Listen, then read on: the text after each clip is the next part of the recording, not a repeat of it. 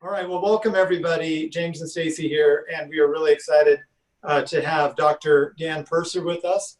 We've been able to say hi to Dan at Young Living conventions in the past. Just learned today that Dan is a graduate from Ole Miss and Ole Miss School of Medicine, and he got his medical school degree near the top of his class. He has a practice in family medicine and genetics. The guy's great, brilliant.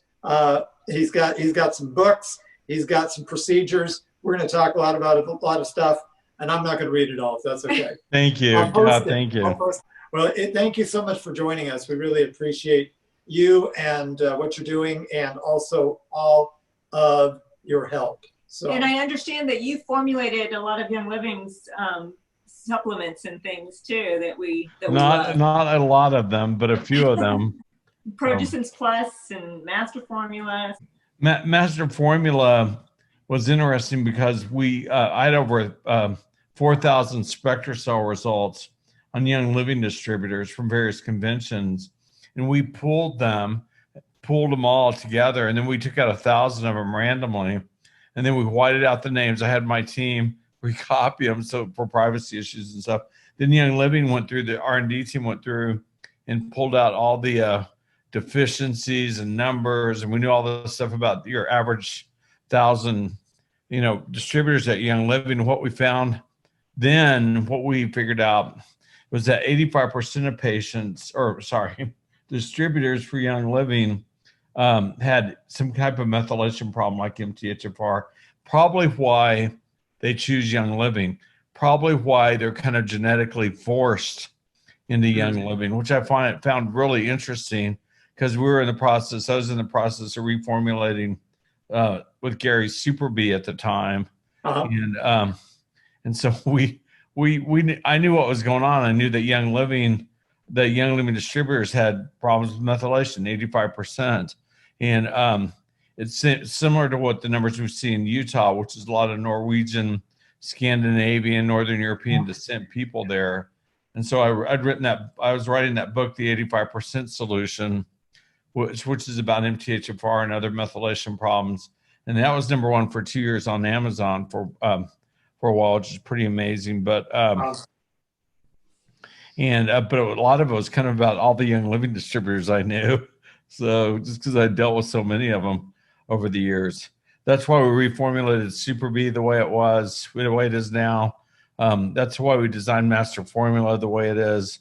It's safe for people with methylation problems, which is really common, especially among Young Living distributors. But they can't take regular medications because it makes them sick. Sure. So they can't detox it properly. Yeah. So your genetics chose Young Living, not you.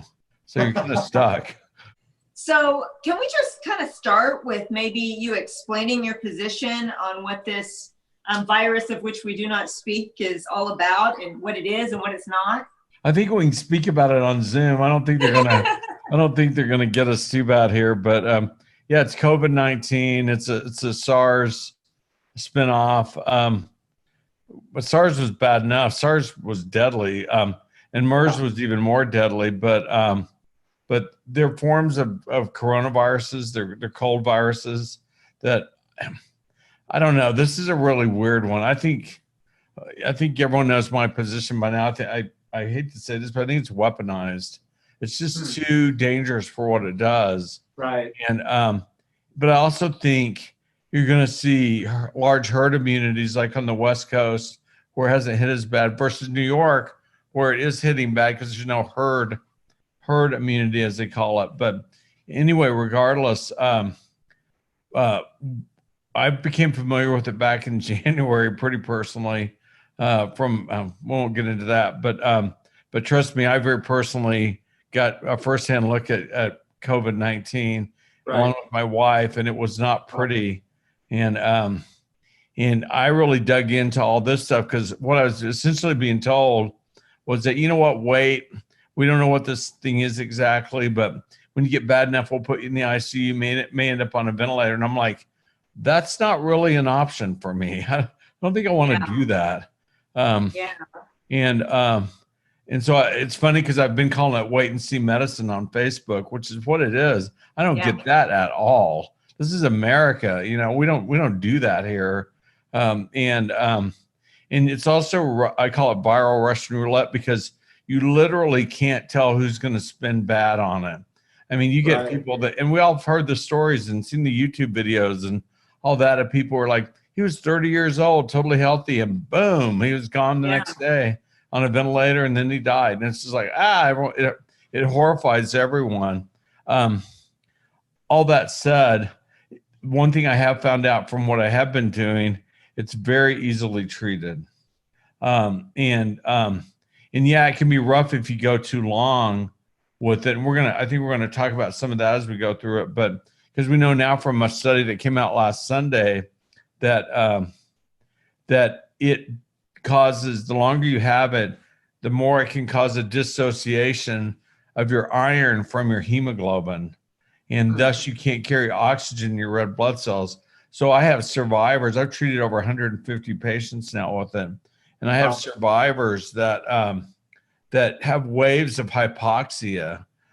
So they'll be fine, but if they do anything, their O2 saturation will drop. They'll feel like passing out. They're really faint and having a hard time. They can't breathe fast enough. And their O2 sats will drop from 98, which is normal, to 65, and they pass out. That's because their red blood cells don't have enough heme or hemoglobin in it with enough iron. And literally for 120 days, that's the life of a red blood cell. It'll take for them to recycle all their red blood cells. So they'll have that for 3 or 4 months. So the breathing thing is more of a blood thing than it is a pneumonia, so to speak. That's hard to say, because they definitely, in that study I was just talking about, they saw that people were depositing a lot of that iron in their lungs, and you get this massive inflammatory response and a cytokine storm, and that can develop, that can cause you get a bunch of weird stuff going on. It causes an ARDS-like picture. So that's why I've been arguing use a glutathione or we'll talk about that more later, I think, but use glutathione, which will help remove that iron and recycle it. Because we did a study on our glutathione last year with pulmonary fibrosis patients. They call it idiopathic pulmonary fibrosis because they get all the scarring in their lungs. And they healed, they did dramatically better just using it orally or topically. And they lowered their oxygen use, increased their saturations, increased their endurance, felt great. It was getting rid of their pulmonary fibrosis, but then this little virus came to the U.S. and kind of cut out that study. So we kind of shut that down. But this is all stuff we're getting ready to pursue with the FDA with our glutathione. We're starting a biotech pharmaceutical company in Utah around it. No one's ever created a glutathione that worked before. No one's ever had one. So, and when you get the right one like ours, it does amazing things. So. Yeah, going back to just kind of the disease itself and the impact on people, you know, they call it a quote unquote novel virus. And I think I've experienced that. But is part of that novelty the way it impacts different people, some moderately, some more severe, and comorbidities? Some obviously. People aren't even getting fever and barely, maybe. I agree. Some people have it 3 to 5 days and they're fine. Some people it devastates. We know from the Wuhan, there's a Lancet study I put on my white paper you can get from my website, but that if you're going to go bad, it's usually day 8 to 9 or sometimes past that, but it's usually around then. And people go bad fast when they go bad. So what causes that? We don't know. Is it genetics? Is it a history of pulmonary disease? They did in South Korea see a lot of heart attacks, strokes, and congestive heart failure. We've certainly seen a lot more of that here. But if you look at that Lancet study again, what they found when they admitted patients to the ICU in Wuhan, that anyone who had a high D-dimer level, I know it's getting real medical techie stuff, but a D-dimer level is a sign of vascular inflammation and coronary artery disease risk or stroke risk. And all those people had high D-dimer levels, and every single one of those died in the ICU. Wow. So Wow. there's only two. You can go to PubMed and look. And again, back to there's only two things that lower D-dimer levels. One is statins, which hardly anyone takes. So why would you be taking an ICU or glutathione? So those are the only two options. So yeah, D-dimers are bad. You don't want to have a high D-dimer level and get this virus. So we're seeing that same thing here: strokes, heart attacks, especially on people who end up in the ICU. Wow. Yeah. You were talking about statins. What about somebody that's taking red rice yeast? Same thing, probably. Well, it'll lower your D-dimer, so maybe not a bad thing, obviously, but yeah. So if you can do that, anything you do to lower your D-dimer level. So given the fact that it's difficult right now to even get tested unless you are basically going to be admitted or you're a healthcare worker dying already. How can people assess whether or not they have this horrible this horrible disease, or if they just have bad allergies or a bad case of the flu? They know the difference. Well, it's got a specific set of symptoms.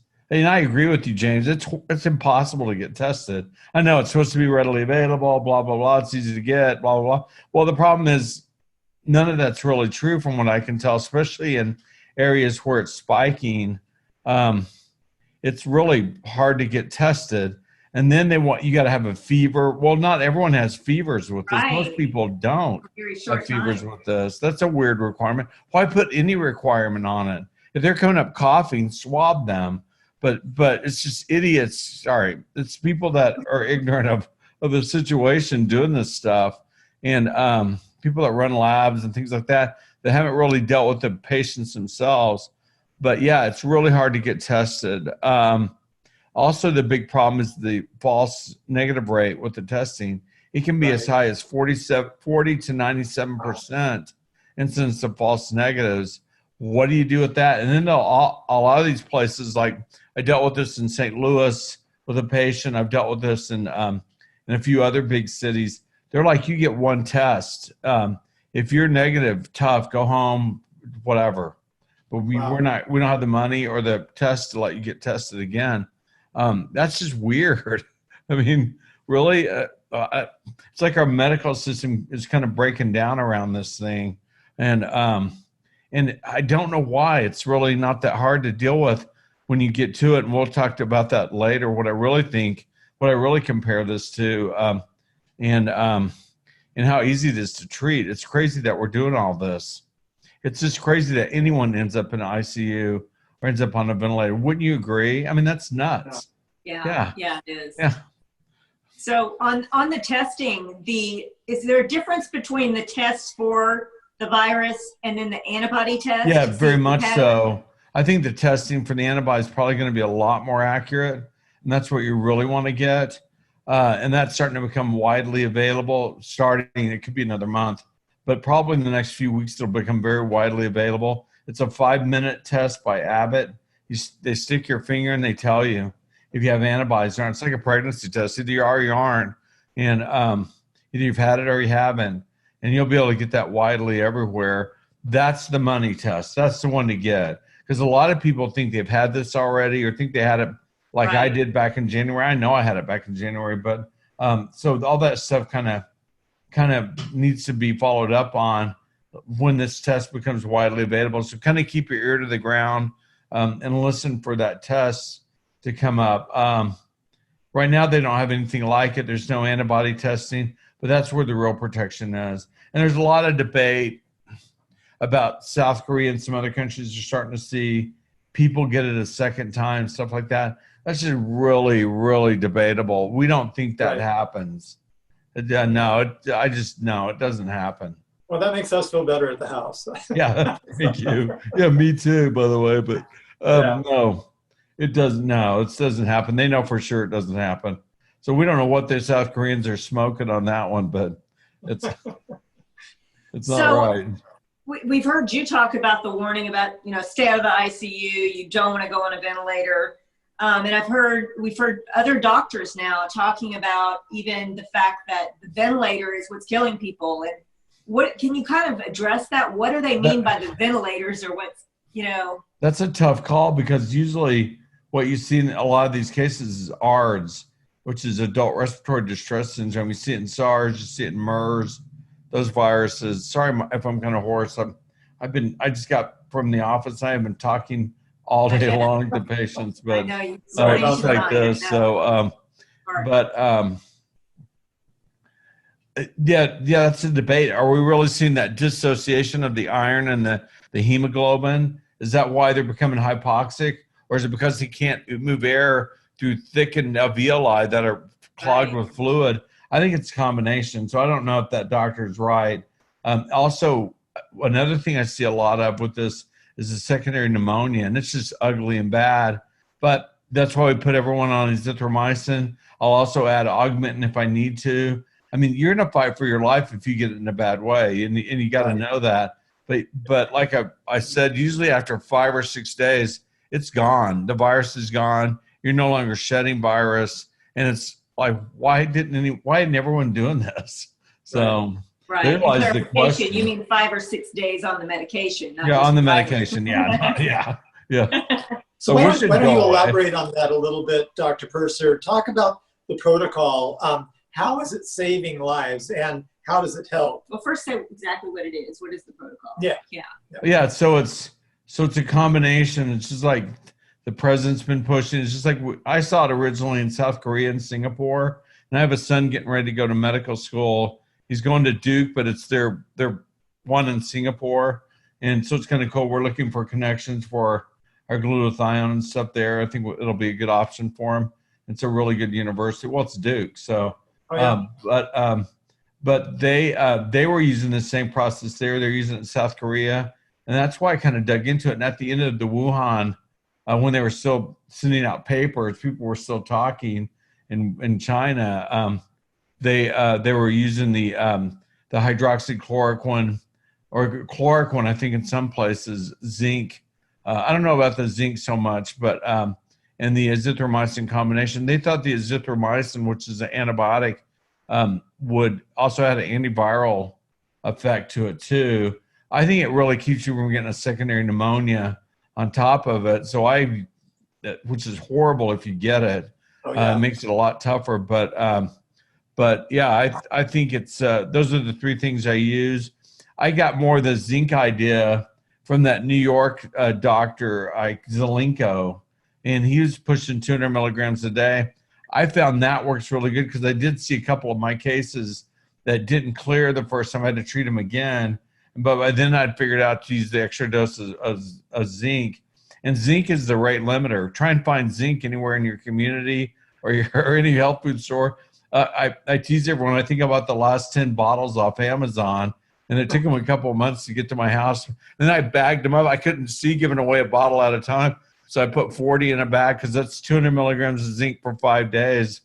And I give those out to key patients that can't find zinc. I'm almost out of those. I don't know what I'll do next. We have our copper balance, which we're actually getting a U.S. patent on because it forces zinc into the cell. But, that's only 20 milligrams in there. So you end up having to take, 7 or 8 of those for 5 days. It gets kind of old. It's just hard. You got to have the zinc. Because the way the hydroxychloroquine works, one of the things it does, it acts as ionophore and pushes zinc into the cell. And it's like Zicam or what's the other one? The air one. Anyway, it's like Zicam. But Zicam on steroids, really. So, and kills the virus, prevents it from replicating, and kills it. I know our orthomolecular, I think, has a 50 milligram zinc, and they have it's a good kind. They have I called our local compound pharmacy, and they just put me on a waiting list and called me when it came in. So yeah, well, that'll be December. Yeah, yeah, it's really hard to get it because everyone's figured out that it can help prevent this, but and I'm sure I'm not the only one. Well, I'll tell you, 23%. The last I heard, 23% of doctors in the U.S. are now doing this. Wow. Why 100% aren't? I don't know. Yeah, that's a question. Why in the world is it not? Why does it seem like it's being suppressed still? I mean, I don't know. I've never. Yeah, sorry, I interrupted you. I've never seen such odd behavior. You and I talked about this. I've kind of wondered, I get the impression that all the hospitals got really excited that their ICUs were all going to get filled up, and all their beds would be turned into ICU beds, and they'd all get filled up. And the excitement was really oddly high, which is horrifying. Yes. And so most doctors now work for someone. They rarely work for themselves. I'm kind of independent. I do whatever I want, but maybe that's why I'm such a maverick. But like our local doctors for our big hospital chain here in Utah, they won't tell you anything about it. I had a patient we had a family friend who donated like 300 or 400 million to that hospital chain, and she and her husband developed it, and they have tons of money. They're very famous. You know who they were. And my wife talked to her about it because she called my wife asking about what I was doing. And I think she went back in there and raised holy heck with people because they were not treating her or her husband who was in the ICU. And these people are in their late 70s and, and worth, a couple $1 billion, but they were not happy campers. And then the last time when she talked to my wife, she's like, we seem to be being treated fairly now. So I think she read some on the Riot Act and they probably treated her appropriately, but that's what that took. That's weird. And why aren't we all pulling together and doing it right? The president wants us to. It does work. It works very well. I've never had it fail yet. So I'm sure I'm going to have it fail, but it's going to be in some 85-year-old. Again, watch for that roll study. It's coming out again this week. He already did one with 40 patients. Now he's got one with 1,000 patients coming out or that were treated with all this. 6 days. And day 6, they weren't shedding the virus. And it worked in all but 3 patients, and they were all older than 85 and all on the ventilators when he started them on it. Right. Wow. So are there any problems with the approach that you're taking? Any things that people need to be aware of? Yeah, it's hard. It's hard to get. Yeah, there's a ton of problems. It's hard to get the pharmacies to release it. So you got to kind of play a game with that. If you ever call me, I'll tell you what the game is. Otherwise, let's not talk about it here. But weird. And yeah, it's hard to find it. A lot of states, you hear all kinds of stuff. Well, we can't release it, or it's only for ICU patients, or let's see, it's you have to have a positive test. That's a big one. When we just talked about you can't get the testing, right? Or if you can find it, it's poor. It's a poor. Or you have to be over 65 or a medical worker. Yeah, pretty much. Yeah, be like I don't know if I could get one. I'm a doctor. I don't know if I could get one. I have some in my office, but they take 5 days to get back. I don't think I'm going to do that on someone really sick and hope to get a result. Right. So I just tend to treat. The other problems with this are the side effects. It's a real gut buster to take all that zinc, the hydroxychloroquine, and azithromycin. You better have some probiotics. I tell everyone to get Life 9. They're like, what's Life 9? I'm like, oh yeah, you're not a Young Living distributor. So they're like, what are you talking about? I'm like, oh, sorry. I'd be stocking up on that because if you ever get this, you're on those hardcore antibiotics that I'll have to put you on for a very short period of time, 7 days. You still need the Life 9. It saved my bacon. Saved more than that. So. And combine that with the DGL, like we talked about with the marshmallow root. I know. Why? I wish I could get Young Living to get it because Anyway, okay, let's not talk about that. Maybe Mary will catch this. Yeah, maybe. Yeah. I love Mary. That. So yeah, Mary DGL. That's diglycerinated licorice, and it coats your stomach so you can take it. It's good if you got gut problems and stuff like that. So that's a really good option. And I know you're the one who came up with that. We should call that by your name or something. Stacy's Magic DGL or something. I think I was thinking. Because I've taken it, but I had not thought about it for this. Worked. So, he was having trouble before he started on anything with his stomach, and he didn't have any trouble with when he. This thing tears your stomach up. I mean, it's not. So the reason it attacks your stomach and your lungs or your gut, all the way through from beginning to end, or your lungs, the ACE2 receptors in there, and both your lungs and your gut. And that's why, so the symptoms for this are you get this weird little sore throat. You might get a headache, a fever, maybe maybe waves of fatigue. These are the things I hear. And then you get this weird little sore throat kind of in the upper back of behind your palate. It's weird. You're like, what is this? What? It's not like a strep sore throat. And then you feel it in your gut from your esophagus to your everything. And it's like, whoa, am I going to have diarrhea? What is this, the flu? And then you feel the pressure on your lungs. It's like, wow, who set the bricks on my chest? Thank you, you know? So, and that's it. Those are the symptoms. And once you get it, you'll know. I don't know of anything else that does all that. So, and flu season's really pretty much over. So, it's just a weird, combination of symptoms. The fatigue wave is probably the most notable with this. It'll come, it'll go, and then all this gets worse at night, every night while you have this. And the longer you have it without getting it cleared up, the more chance you're going to start dissociating your iron from your hemoglobin. And that's where the shortness of breath comes from. Oh, it's bad. Yeah. I mean, even 30-something-year-olds or 20-something-year-olds, they can't breathe and they're having a hard time and they can't figure out why. And now we know.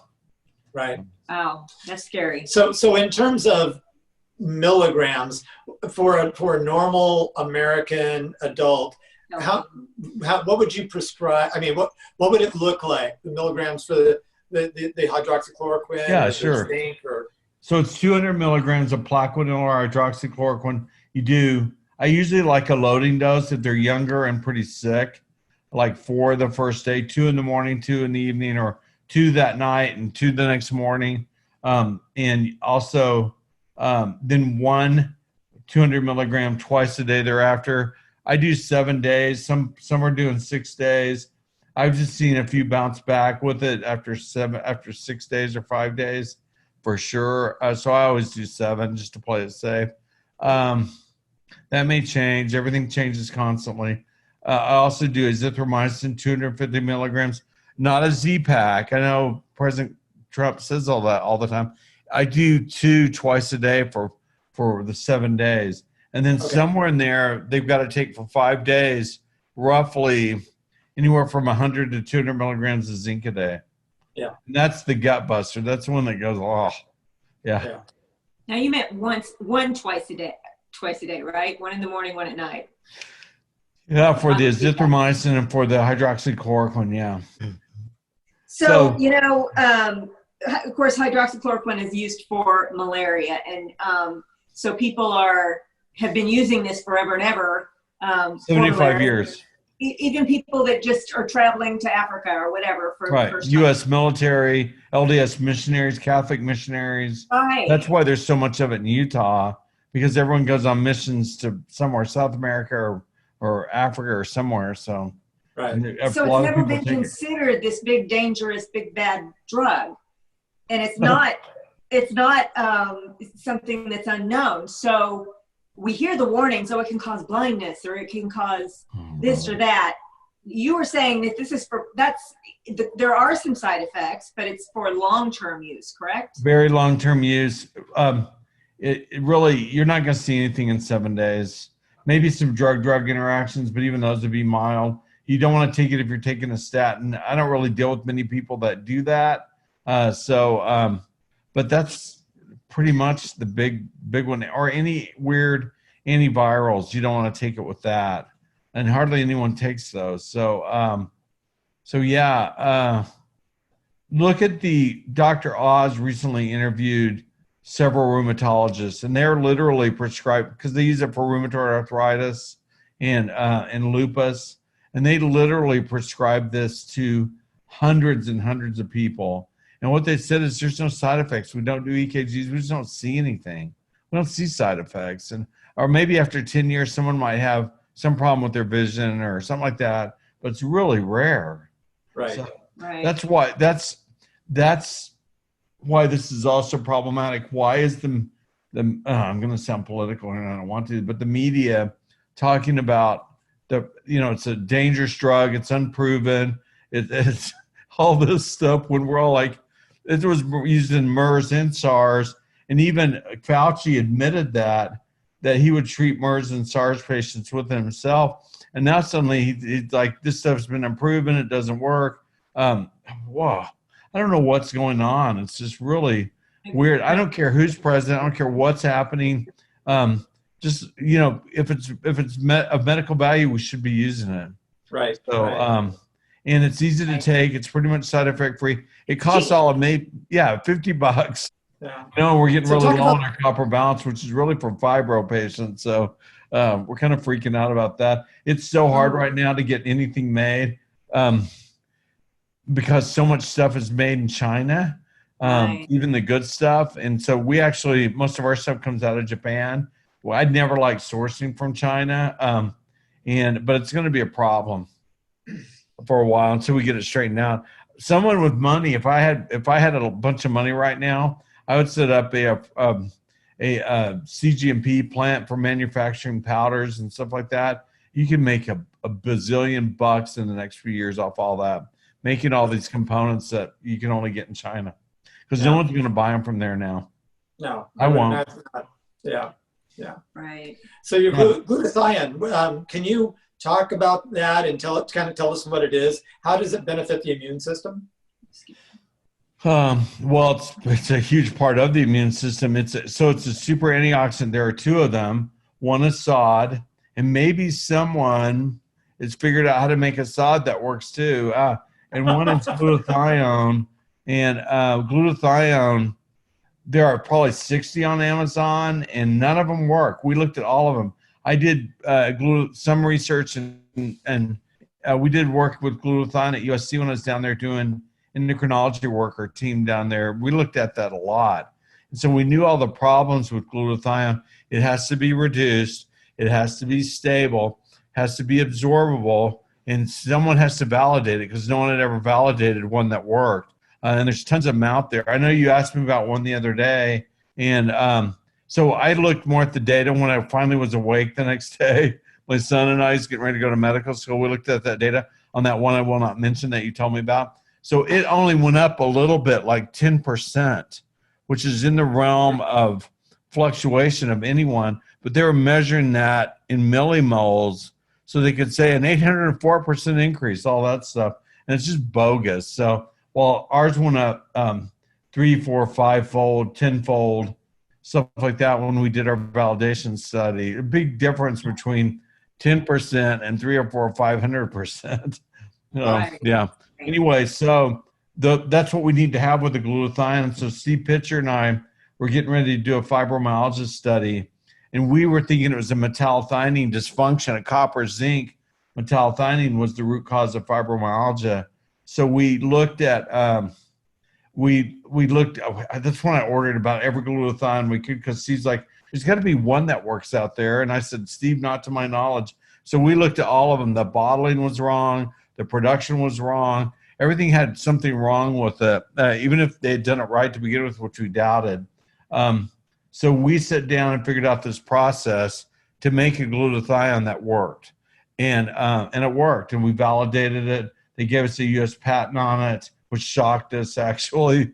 And suddenly we had this multi-billion-dollar product that everyone wants. And we're still waiting for our final patent. They're called continuations. We asked for a bunch of them on it. Like, we'll have the only injectable or IV glutathione that works. We'll have the only nebulized glutathione for CF, pulmonary fibrosis, all the survivors of this, stuff like that, that works.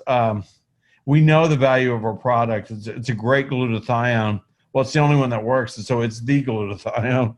So, right. And everyone keeps coming up with one going, yeah, but this is pretty good. I'm like, not when you dig into it. This is garbage. So, yeah. So we're protective. Go ahead. You were saying that's good for after you've gotten over this thing, and your lungs are still healing. Yeah. So that was the question. Yes. Well, in our pulmonary fibrosis study, we assumed it would help. We just don't have an inhaled version, nebulized version yet. That'll be a couple $1 million in a year and a half away. From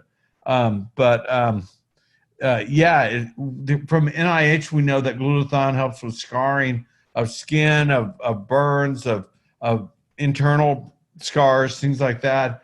These were all some NIH studies done in the 90s and the early 2000s.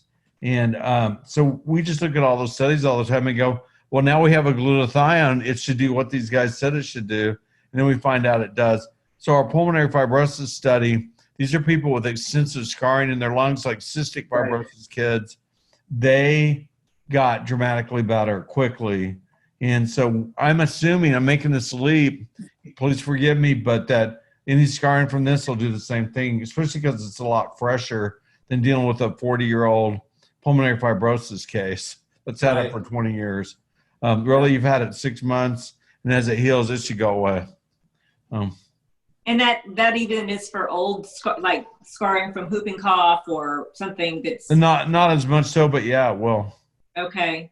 And I've heard even for vaccine injuries. So glutathione, the way it works, really, your macrophages, your white blood cells use it. Usually it's actually the T killer cells use it, and they hold it like a spear. Matter of fact, they cover themselves with the glutathione like a porcupine has quills, and then they rumble through your body and they grab whatever they can with those quills, and then they take it.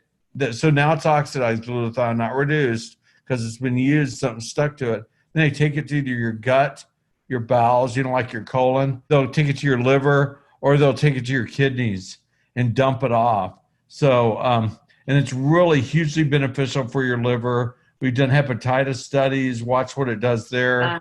We've done, we're doing a number of kidney failure studies, trying to get people off dialysis.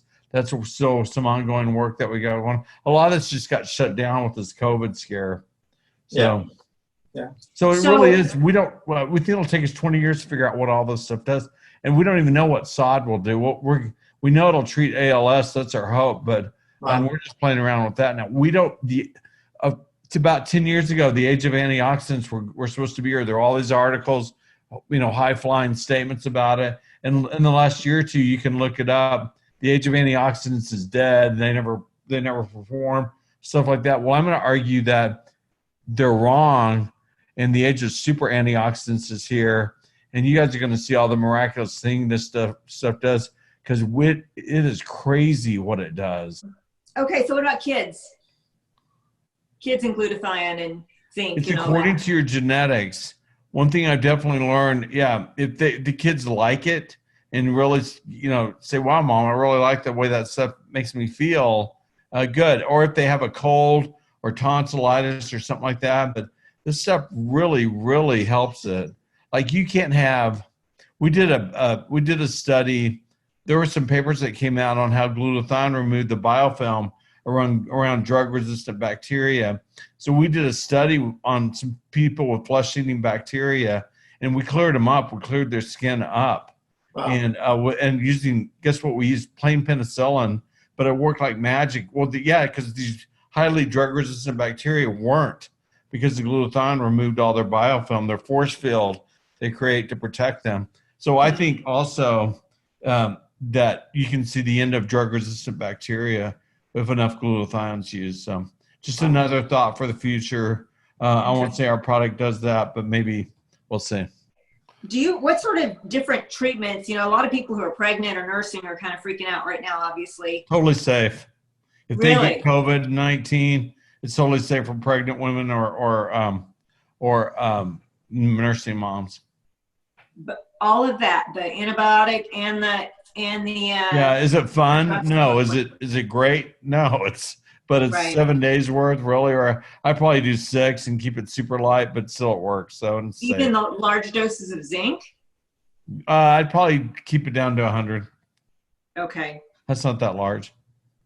So one question we got, Dr. Purser, with the challenge that we have in finding the medications at any pharmacy or getting a doctor to prescribe them these days. What about quinine, like drinking tonic water? I think you'd have to drink a lot of it. You better really enjoy Schweppes. Good Lord, you're going to be drinking gallons of it. But I don't know. I don't think it'll hurt, but I keep getting asked that. But it can't hurt. So why not try it? But yeah, and getting this stuff, by the way, too. So I'm in Utah. This is still kind of the home of the free, land of the brave, and the brave pharmacists too. We have a lot of this stuff here. And Okay. so if you're my patient and you can't find any around you, we limit how many we send out a day, but we can usually find a pharmacy near me that really likes me, and they will overnight you some. Yeah. So don't panic if you're my patient. You go, I can't find it. You call 10 more pharmacies. You come back, no, I still can't find it. We'll go, okay, we're going to help you get some. We'll ship it. We'll fax it over there. Call them in an hour and tell them you want it shipped overnight. So I think you might know how that works.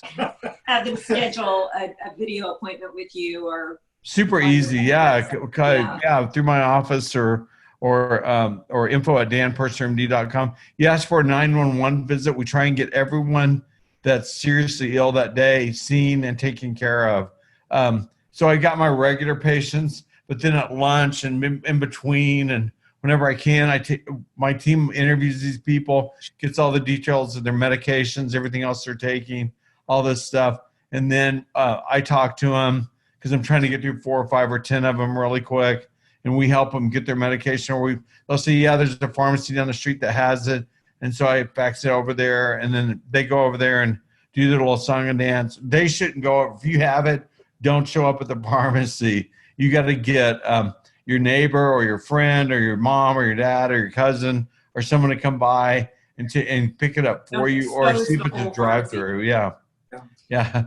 So what about somebody who's been struggling with this virus for weeks? And now they're coming to you. Is that going to help them? I mean, is the virus already gone and they just have secondary things going on? Or no, if they're still coughing and doing all that stuff, you can have this virus up to 6 or 7 weeks. We know that again from that Lancet trial, and it can beat you up. It can kill you up to the last week. So I don't know if you want to risk it, go ahead, or spend a few $100s and get over it.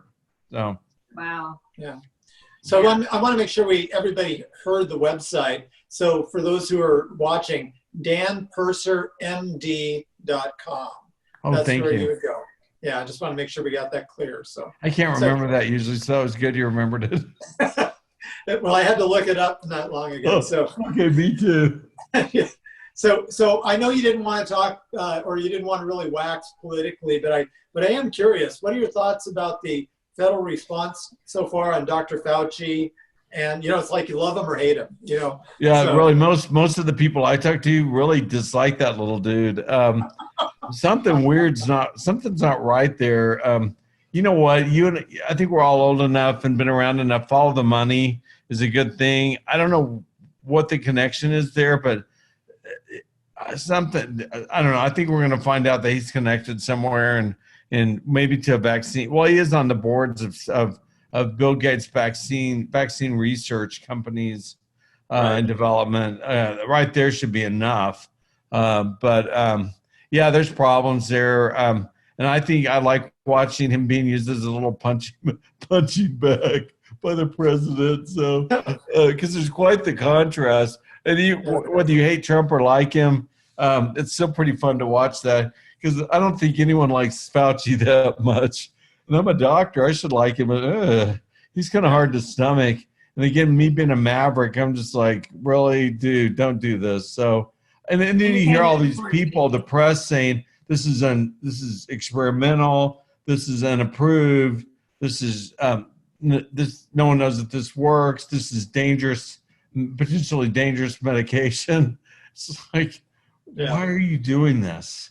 Yeah. So, yeah. And you know what? So going forward, because we're going to kind of hit this, I think we're going to start. Let me back up. I think this virus, when I look at it, and I think back to over 35 years of medical practice, what I think that it's most like is strep throat, like strep laryngitis. Should you treat strep laryngitis? Most people would say yes. If it gets really serious, you better treat it, because you'll get scarlet fever, you'll get rheumatic fever, you'll blow out your heart valves, bad things can happen, you can get pneumonia, all that. So yeah, you probably should usually treat it aggressively, and you can get it over and over again. This is not that bad. You get this once, you get over it, you'll never get it again. But and it's really easy to treat, and I think that's the way it needs to be handled. We don't shut down the country for strep throat when it breaks out around the country. We just keep on marching on. We're Americans. We do our thing. The business must go on, and we have a lot of fun, and we're great people, and we love each other. But for this to happen is weird. Especially when, like you said, it's so easy to treat if people are allowed to be treated. It's shocking how easy it is to treat, and I think that's why they're trying to push all this azithromycin and hydroxychloroquine out now. We're going to probably in the next couple of weeks have another. So Trump got 75 million doses out. That treats 15 million Americans, and only 500,000 have it. Maybe not even that. Maybe, let's say 1 million Americans have it. We could easily treat them and 14 million more right now today. And he's going to get another 275 million out. We're going to have enough to treat everyone, and everyone should have this in their suitcase or wherever, unless you have positive antibodies. So otherwise, don't worry. If you have those, don't worry about it. But otherwise, be ready because you may catch it like strep. Yeah. Well, and then you don't ever get it again. That's really encouraging. For a lot of the fear that's out there, this is the beginning to the end, We've got this I agree. Yeah, it's crazy, the fear. And it's so easy to try. I keep comparing it to strep, when everyone calm down. This is like strep. I don't want to make slight of it. Strep can kill you too, and has killed literally billions of people probably over the history of the world. Yeah. But it's easier to treat than strep, and really you get better fast. 6 days, you're done. Yeah. And I don't want to be cavalier. It's still scary, but yeah, if you let it go, it's scary. If you do the wait and see medicine that everyone's doing out there, so they can, I'm going to be cynical, fill their ICUs up and help their hospitals and all that. Great. Right. But Now, what about people who are allergic to sulfa drugs or I've heard some different things about different allergies people might have to. You were probably wondering about the glutathione and sulfas too. You can't be allergic to glutathione. You would be dead if you were. If you have it in your body, trust me. You can be allergic to the liposome. We use the sunflower lecithin liposome in ours. It's all natural. You could be allergic to that. Is anybody allergic to hydroxychloroquine? I've never met them if they are. I'm sure there are, but no one gets exposed to it. So why would they be? Okay. If you don't get exposed, you can't be allergic to it. Unless you've had malaria and you haven't told me. So please tell me if you've had malaria so we can warn you about an allergic reaction. Okay. So if you were talking to President Trump, what advice would you give him to get us through this adventure that we're on right now? Push on, brother. Keep going. You're doing the right thing. Your heart's in the right place. We Americans need to get back to work. You're right. The cure shouldn't be worse than the disease. Whatever Trump could do to get more azithromycin and hydroxychloroquine out, educate doctors on that. And the governor's already come out and said, I want you to push forward. We're going to use this in his proposal. We're going to use the hydroxychloroquine. We're going to use the zinc. We're going to use the azithromycin. So he's on the right track. That's how if everyone in the country took this stuff, this would be over in 2 weeks. Yeah. So what do you think about the economy after this is, as we move through this? How do you think that's going to recover? Any thoughts on that? Be good. I know you're a medical doctor. You know what, though? I'm watching and I'm reading articles, and I think the medical field is going to get devastated. I think the way they shut down, the way they haven't serviced their population, how angry patients are on the way the doctors chickened out and ran the other direction. Try and get an appointment with your regular doctor right now. Right. Good luck. And tell me you have COVID-19 and watch him cringe. And of course, you're doing telemedicine with him. He'll tell you to just stay at home, drink lots of fluids. I hope you feel better. If you don't, let him know if you go in the ICU. Really, no one wants that doctor ever again. So I don't know what these doctors are doing. They're cutting their own throats. And so the word is a lot of doctors are getting ready to go bankrupt.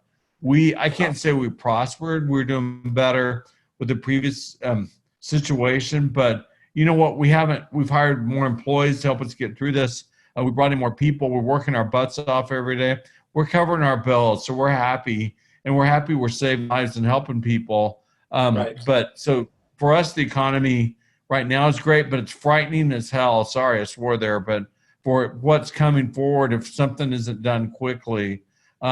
So I would say get out there, get to work. Don't be scared. Keep my number on speed dial. You can always call us. We'll help you. We'll kick our team into motion with whatever you got going on. Or find a doctor near you who'll do this. There are out there and help you win your way through the process. Not to minimize those doctors and nurses and first responders that are out there sacrificially serving. Oh yeah, I agree. Yeah, thank you. Because I get angry with all of them. I'm like, why aren't you doing that? So I was mad because our state spent money trying to get ventilators, like a lot of state had, when they should have been spending money on buying hydroxychloroquine.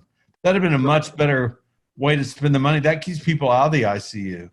So instead, they were trying to buy ventilators for the ICU to donate to these hospitals that then will charge you $20,000 a day while you're in there on the ventilator. Right. How's that feel? Yeah. So sorry if I sound kind of angry and bitter. I am kind of angry and bitter right now. So well, I think this is a good time for honesty and to recognize where we are, and you know, it's hard to say how it'll all play out at the end.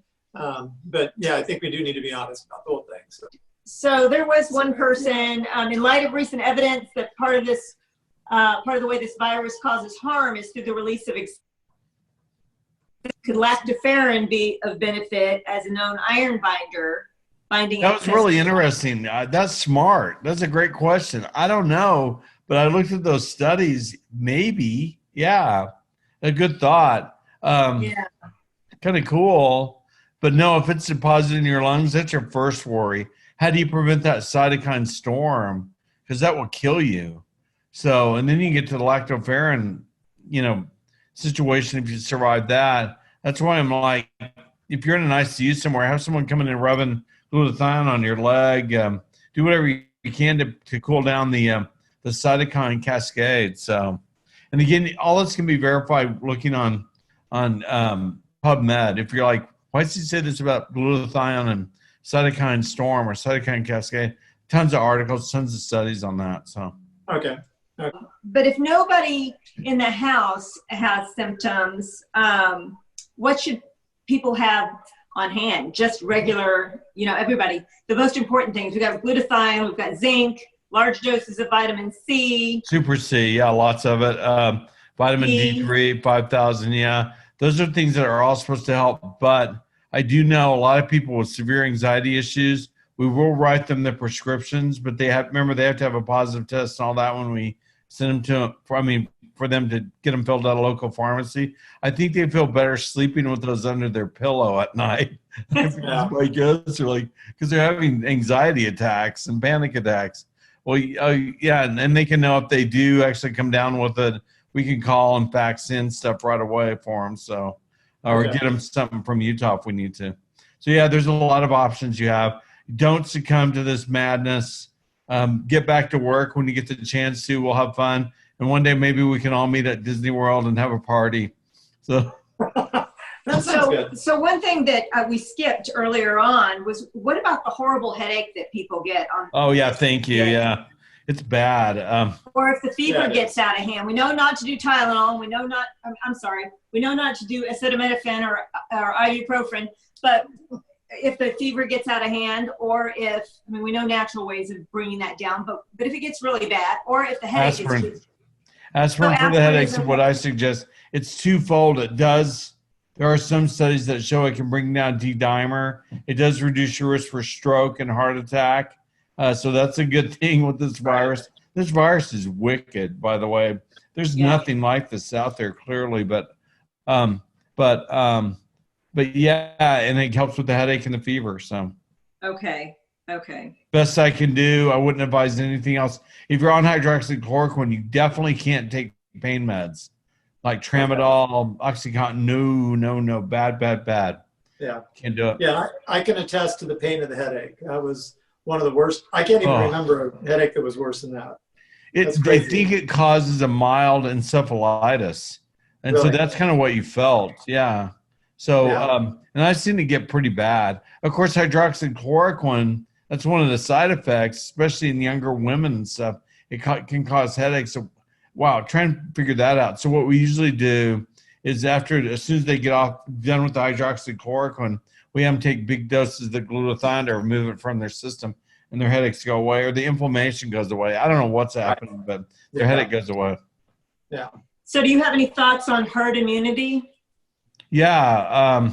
I think we're seeing it unfold in California. So, and I think we're all watching, kind of waiting.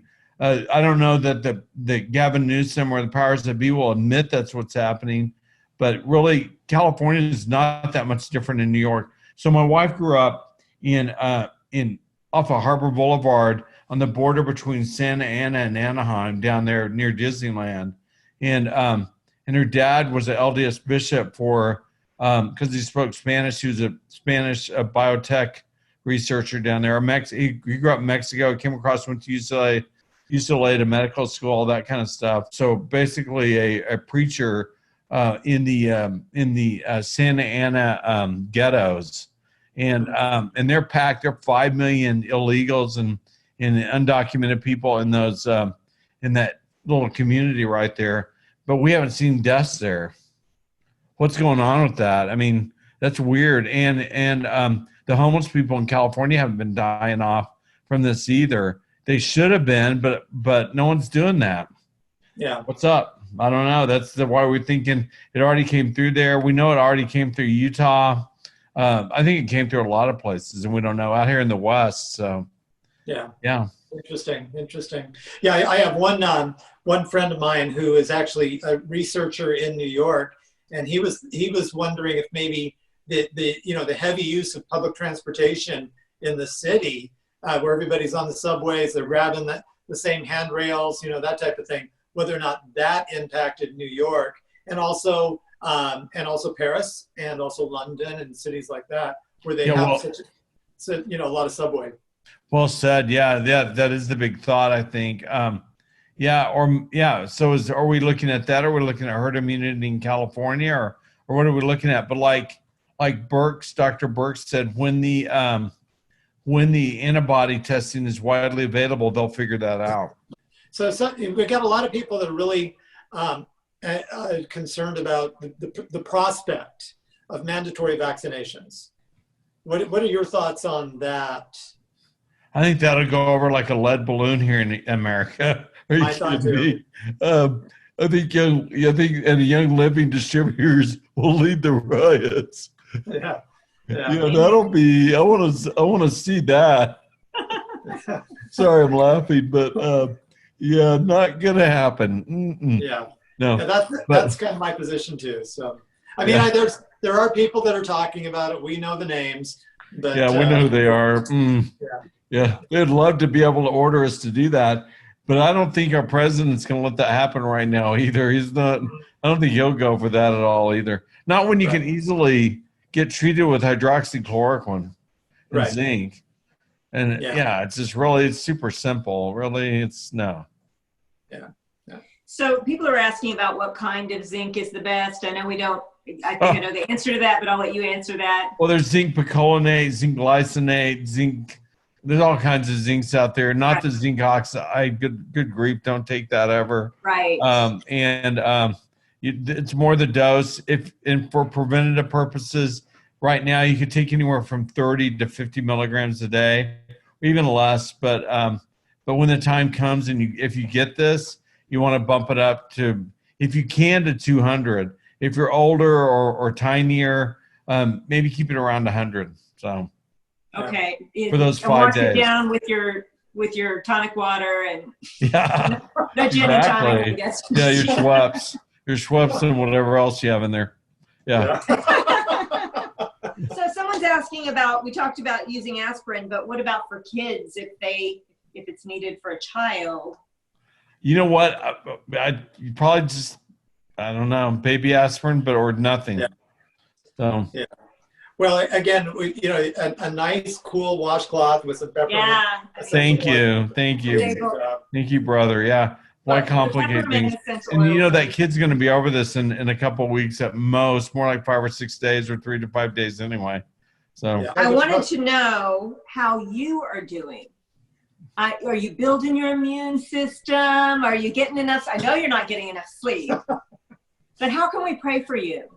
Oh, thank you. No, just send out good wishes and prayers for me and my team. I've got a bunch of our kids and their spouses and other kids we found along the way. I call them kids. They're in their 20s and 30s, but they're all working for us. They usually we have 7 different companies we started. These guys are all folded into my office right now because we're on lockdown trying to save everyone we can.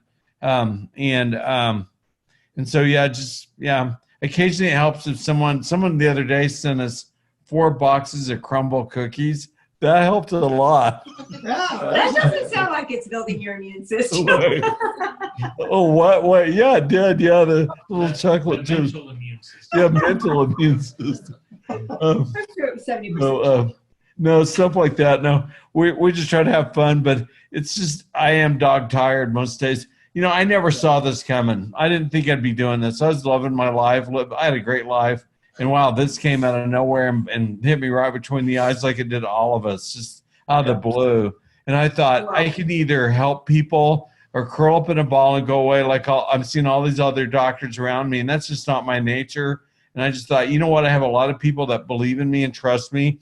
I better kick my ass in gear and help them figure this out or we're going to have problems. So, and here I am. I'm doing my job and trying to help you guys. And that makes me happy and let me be of service. Thank you for that. It helps us pay our bills and help me pay all these kids that work like dogs for me. And I yell at them all day sometimes because I'm so uptight about all this to be done right. And this fact's here. And we're trying to wind our way through every state regulation in 50 different states to get stuff into pharmacies and play their weird games and do all that. It's a nightmare some days, but hopefully this will go on for another 4 or 5 weeks and we'll be done with it at that point. Probably it'll take a while to kind of peter out, but it'll take a while. Yeah. Well, we are very thankful for everything you're doing and very grateful. Personally, yes. Personally thankful as well. So I mean, it was wonderful to make.